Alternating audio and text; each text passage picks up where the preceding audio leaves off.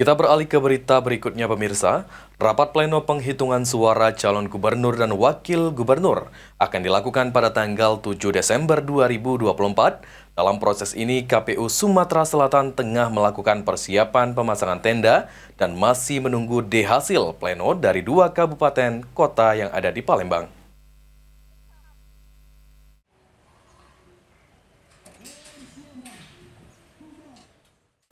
Setelah dilakukan rekapitulasi di tingkat kabupaten kota, selanjutnya rekapitulasi pleno akan dilakukan di tingkat provinsi.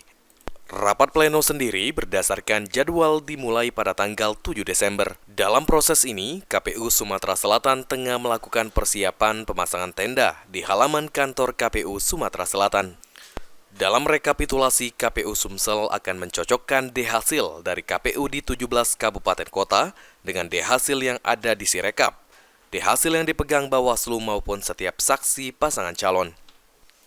Ketua KPU Provinsi Sumatera Selatan Andika Pranatajaya mengatakan, saat ini pihaknya tengah mempersiapkan persiapan jelang rekapitulasi yang akan dilaksanakan besok di kantor KPU Sumatera Selatan agar berjalan aman dan juga kondusif.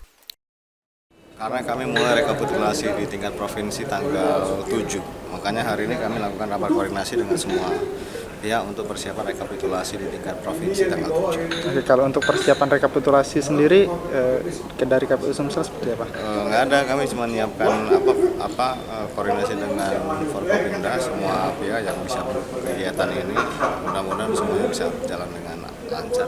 Kalau untuk target penyelesaian rekapitulasi di Sumsel, Kami nggak punya target karena timeline kami sampai tanggal 15 ya. Jadi ini baru kami mulai tanggal 7. Jadi mudah-mudahan bisa cepat.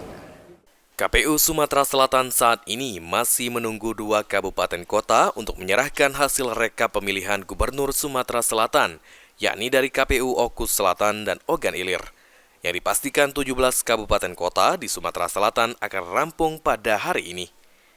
Eki Saputra, PAL TV.